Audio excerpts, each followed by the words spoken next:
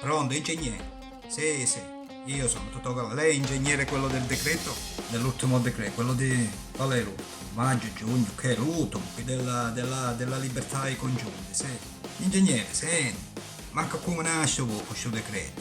Come vi dovete decidere sul decreto libertà di congiunti sì, libertà di congiunti no, non si sta capendo niente. Come? Come perché? Caggi e i giornalisti stanno fanno un bordello. Ho fatto da consulenza dei congiunti e praticamente era sono pure non ci pensavo. Cioè. E però il decreto lo prevede.